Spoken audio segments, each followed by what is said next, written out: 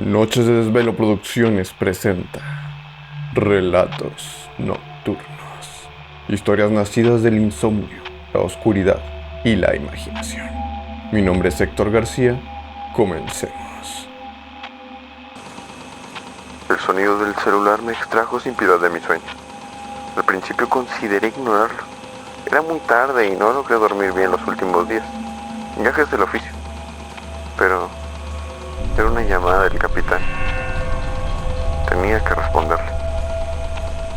Ordene, le dije todavía con un ojo cerrado por la lagaña. Sus instrucciones fueron claras y simples. Quería que lo alcanzara en la colonia Sacramento y me pidió que me preparara psicológicamente para lo que estaba a punto de ver. Eso me preocupó. ¿Qué pudo pasar para que el capitán me dijera algo así? El camino hasta Sacramento fue largo y pesado. A pesar de la noche fría, las calles estaban repletas de familias vestidas de catrinas y catrines, listos para el desfile de Día de Muertos. Un recuerdo palpable de mi falta de padres, pareja e hijos. A eso se le sumó una lluvia ligera. El aire olía a tierra húmeda y a melancolía añejada. Al llegar, vi las luces de las patrullas destellando en la distancia. Había una ambulancia, un par de curiosos bajo paraguas y oficiales caminando de un lado a otro con el rostro tenso. El capitán me esperaba junto a la cinta amarilla, empapado hasta los huesos y con el cigarro apagado entre los dedos. Gracias por venir, Sánchez, dijo con voz ronca. Lo que hay adentro no lo vas a olvidar. Cruzamos la puerta de madera, medio astillada, con el número 1408 apenas visible. El olor fue lo primero, una mezcla nauseabunda de hierro, descomposición y un perfume barato de mujer que todavía flotaba en el aire, como si alguien lo hubiese rociado apenas hace unos minutos. En la sala, el piso estaba cubierto de charcos oscuros. El forense estaba de rodillas, tomando muestras, mientras un fotógrafo disparaba el flash. Los destellos revelaban fragmentos del horror. 3 cuerpos, dijo el capitán sin mirarme. Los hijos. ¿Y la madre? En shock. La tenemos en la unidad. Dice que Dios se lo pidió. Tragué saliva. No era la primera vez que veía una escena así, pero había algo distinto. El aire dentro de esa casa se sentía espeso. No me permitía respirar. Y una punzada se comenzó a sentir en mi pecho. Subí las escaleras con cuidado, siguiendo las manchas que formaban un rastro irregular. Al llegar al primer cuarto, vi 3 camas pequeñas, alineadas junto a una ventana. Las sábanas estaban arrancadas y sobre una de ellas, un crucifijo caído. El flash del fotógrafo iluminó la pared. Pude ver que alguien había escrito con sangre una frase. Los ojos de Dios me miran. Tomé una foto con mi propio celular, aunque no debía. No estoy seguro de por qué lo hice.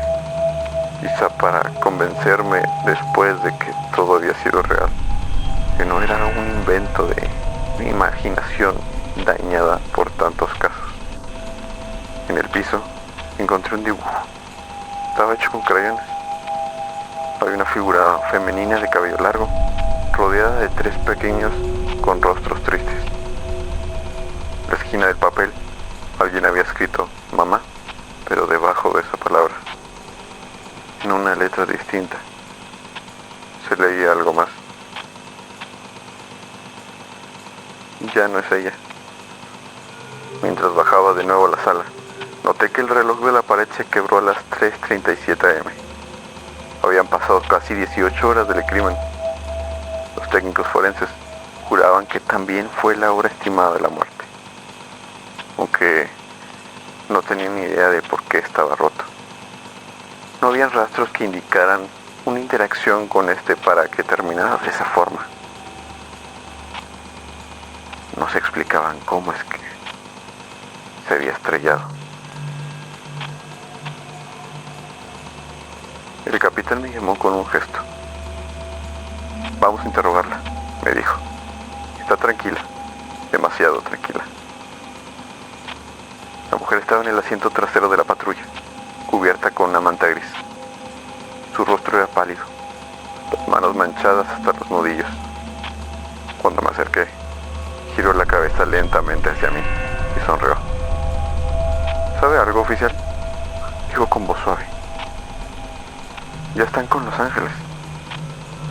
Sus ojos estaban vacíos, pero había una serenidad que me hizo apartar la mirada. Me juré que no dejaría que esa imagen me persiguiera, pero era muy tarde. Ya lo estaba haciendo. De regreso a la central, esa noche fue muy larga. Abrí el expediente provisional.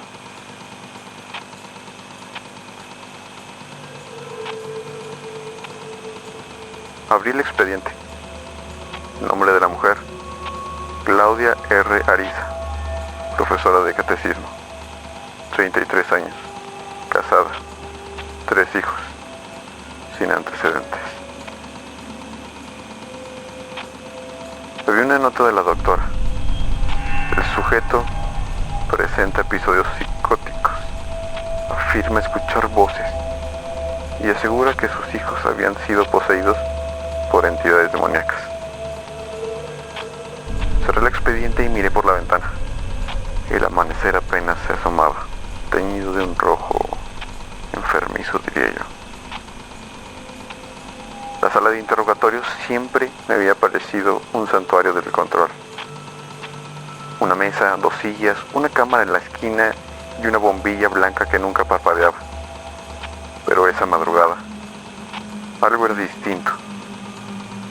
El desinfectante no podía tapar el hedor que seguía impregnado por toda mi nariz. Ella ya estaba ahí, cabello recogido, mirada baja, los labios agrietados. Parecía cualquier madre agotada por la vida. Cualquiera, menos una que había destrozado a sus hijos sin ninguna mísera pizca de piedad. Buenos días, Claudia, le dije mientras tomaba asiento frente a ella. Abrí mi libreta. Necesito que me cuente lo que pasó esta noche, desde el principio. Silencio. Solo el sonido del reloj colgado en la pared. 1 segundo, 2, 3. Entonces sonrió. Esa sonrisa no era humana. Era una mueca tranquila, casi tierna, pero los ojos le brillaron con algo que me revolvió el estómago. Dios me habló, dijo. Me dijo que lo sacara del fuego. ¿Qué fuego?, pregunté yo. El que usted no ve, el que se enciende adentro. Lo traían en los ojos, ¿sabe? Rojos, como carbones. Si los dejaba dormir, el demonio despertaría. Apreté el bolígrafo con fuerza. No era la primera vez que alguien mezclaba religión con delirio, pero había algo en su tono. No parecía delirante. Estaba convencida. ¿Y cómo lo sacó del fuego?, pregunté, controlando mi voz, aunque ahorita no lo parezca. Les abrí el cuello para que respiraran. Los vi en una visión. Si les dejaba salir el alma, se salvarían. Lo dijo con la serenidad con la que una madre contaría cómo arropó sus hijos antes de dormir. ¿A quién le mostró esa visión?, insistí. Fue nuestro Señor. Durante unos segundos no dije nada. El silencio entre ambos se hizo espeso, cargado de algo que no supe nombrar, ni aún puedo hacerlo. Podía Podía sentir la vibración tenue de la cámara grabando arriba de nosotros. Pero todo lo demás desapareció. Solo estábamos ella y yo. Entonces, sin previo aviso, comenzó a reír. No un grito histérico, ni una carcajada. Era una risa baja, entre dientes, como si algo le hiciera gracia de verdad. ¿Sabe, detective?, dijo entre risas. Usted también lo tiene.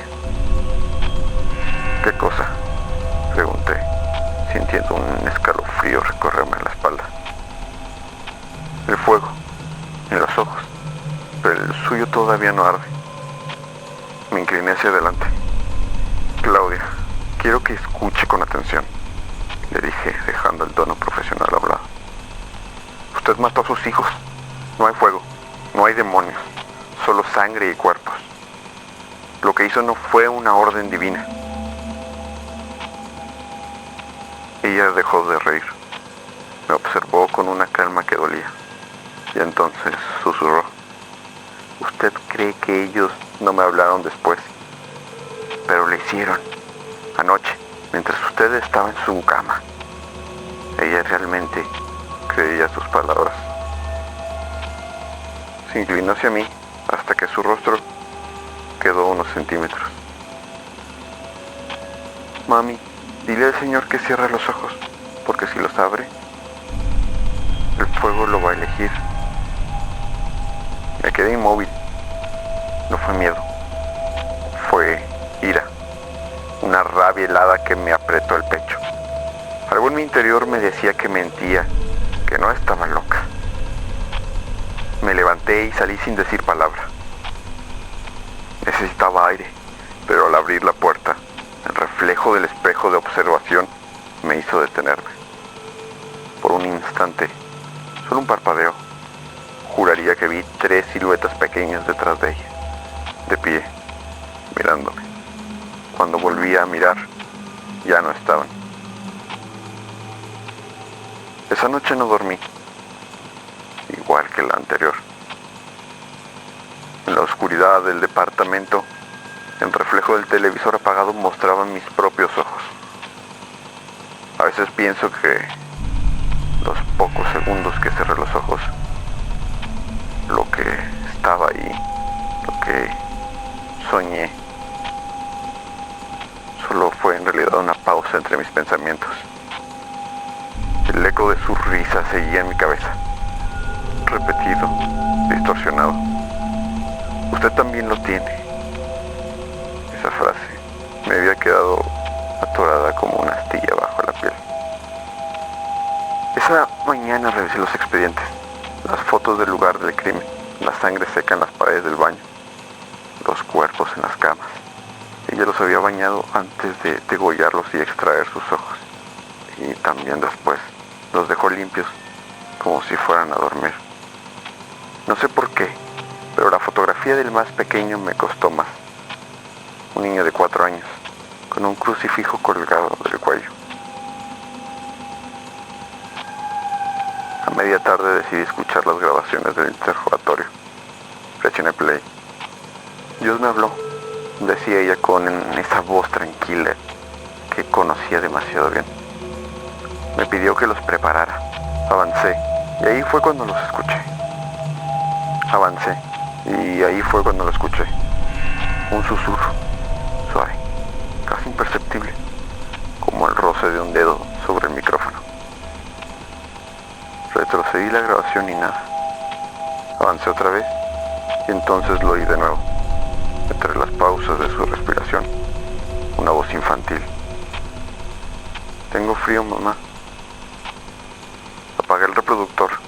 Me quedé mirando el monitor en silencio. El aire acondicionado no estaba encendido, pero sentí una corriente helada recorrerme los brazos. Revisé los archivos de audio. No había manipulación, ninguna superposición. Solo la voz de ella. Y algo más. Volví a reproducir el fragmento, esta vez con audífonos. Me concentré y lo escuché con claridad. Mami, me duele. Un niño. Su tono no era específico. espectral ni distorsionado. Sonaba real, como si estuviera ahí, en la sala de interrogatorios. ¿Desde cuándo no duermes, Sánchez?, preguntó el capitán cuando entró a la oficina. No lo había oído llegar. Tenía los ojos hinchados y la voz ronca de tanto café. Todavía tengo sed. No mucho, respondí. Quiero terminar de entender toda esta situación. El caso está cerrado, repitió el cansado. Tenemos su confesión y el informe psiquiátrico. Entonces explíqueme esto, alzando el auricular, y puse play. El capitán escuchó con atención, frunciendo el ceño. Nada. Silencio. Un solo susurro. Sánchez, ¿qué se supone que debía oír?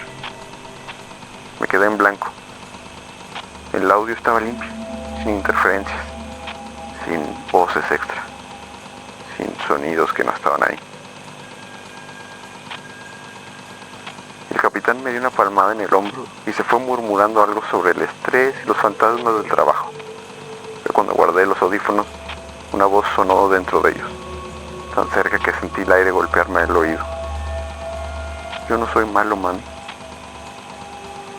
Esa noche volví al departamento con la sensación de que algo se había quedado pegado a mí. El ruido del refrigerador sonaba como una respiración. Las luces parpadeaban sin razón, y en el reflejo del televisor juraría haber visto un cuerpo pequeño pasar detrás de mí. Al día siguiente pedí los objetos resguardados como evidencia. Una Biblia manchada de sangre, un crucifijo y un rosario roto. Mientras los observaba, noté que una página del Evangelio estaba marcada con un hilo reseco. Leí el versículo subrayado con tinta corrida. Segundo libro de Samuel, capítulo 12, versículo 23. Pero ahora que mi hijo ha muerto, iré a él, pero él no volverá a mí. Esa frase me siguió todo el día. Cuando volví a dormir, soñé con ellos. No los veía, solo escuchaba sus voces. Susurros de niños detrás de una puerta cerrada, golpes suaves y una pregunta que no dejaban de repetir. ¿Nos vas a salvar? Me desperté con la garganta seca, el corazón acelerado y el crucifijo del expediente sobre mi pecho. Yo no lo había puesto ahí. Si esta historia te está atrapando, no olvides suscribirte al canal. Dale like, comparte con quienes disfrutan del misterio, el horror y lo inexplicable. Y también deja un comentario, qué fue lo que más te inquietó. También puedes dejar ideas, temas o cosas que te gustaría ver convertidas en un relato. Yo me encargo de escribirlas y traerlas a la vida cuando caiga la noche. Tu apoyo mantiene viva esta oscuridad y alimenta nuevos relatos nocturnos. Ella estaba ahí, sentada frente a mí, con las muñecas esposadas a la mesa. Estaban por trasladarla a un hospital psiquiátrico por orden del fiscal. Una última sesión para hacerle expediente, dijeron, pero todos sabíamos que era para ver si decía algo más. No habló durante los primeros 10 minutos. Solo me observaba con una sonrisa débil, como si reconociera algo en mí. Yo traté de mantener el tono profesional, la grabadora encendida, preguntas frías y precisas. Claudia, ¿recuerda lo que hizo esa noche?, pregunté. Y ella la dio la cabeza. Tenía los ojos vidriosos. Lo que hice, lo hice porque él me lo pidió. El modo en que lo dijo no por el contenido, sino por la devoción con la que pronunciaba él. Apreté el bolígrafo entre los dedos. ¿Cómo se lo pidió? Se acercó, me acarició con delicadeza el rostro y me dijo al oído que debía liberarlos del fuego del demonio. Respondió con una calma que parecía suspendida. Respondió sin vacilar. ¿De verdad crees lo que me está diciendo? Él me lo pidió. Él me lo pidió. Él me lo pidió.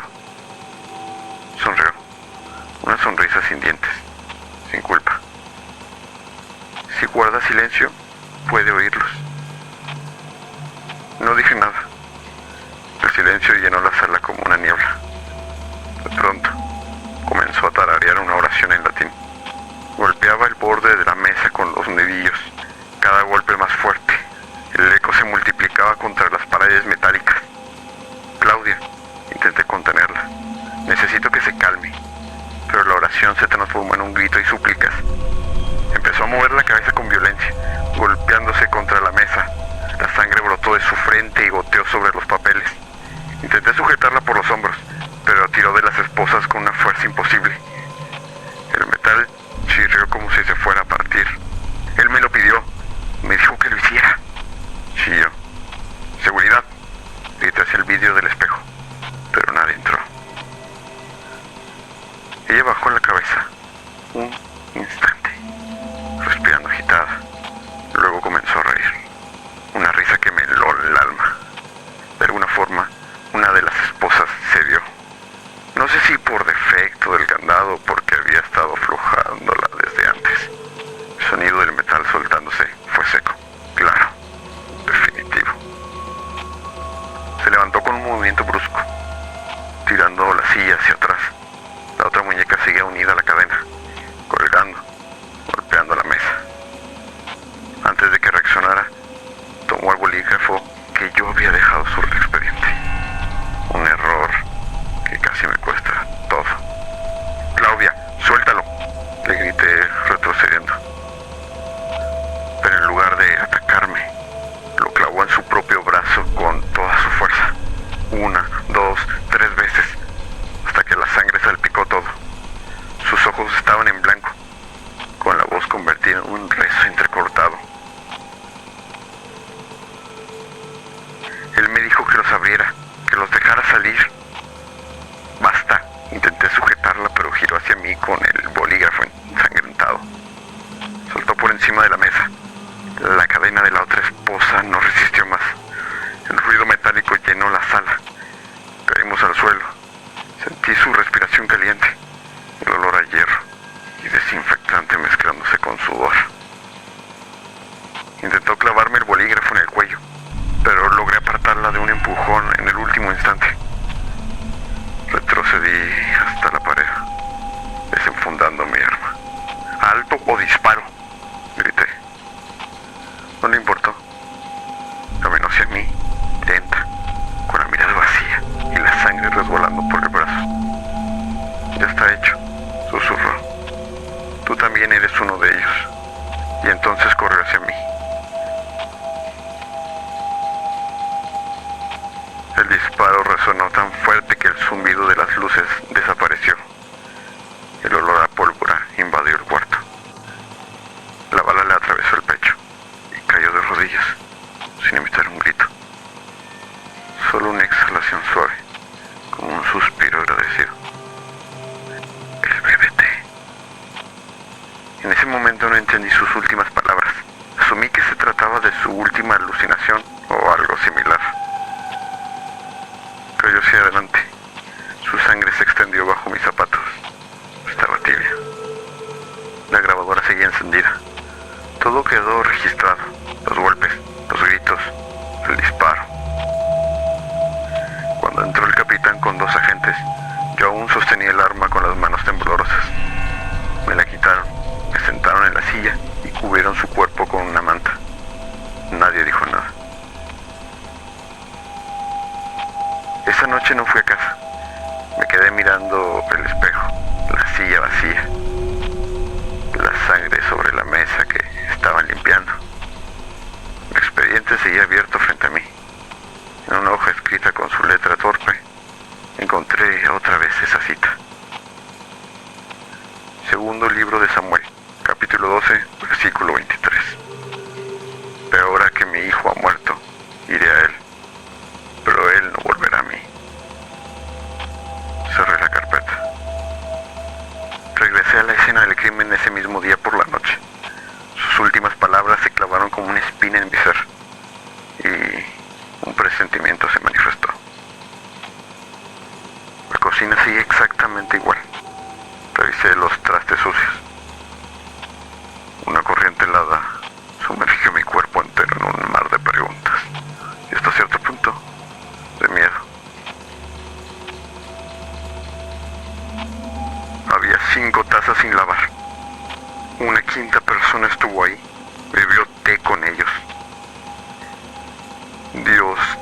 no era una alucinación. Tal vez era una persona real, de carne y hueso.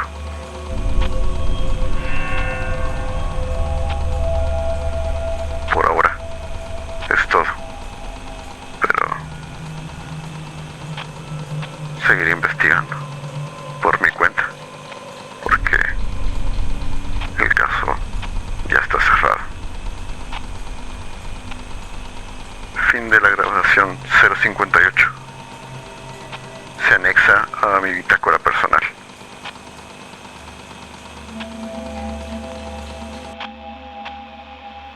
La noche aún guarda secretos, pero por ahora ha llegado a su fin. Recuerda, no todas las sombras son causadas por la luz. Algunas tienen voluntad propia. Nos escuchamos en la próxima historia. Hasta entonces, duerme con los ojos abiertos.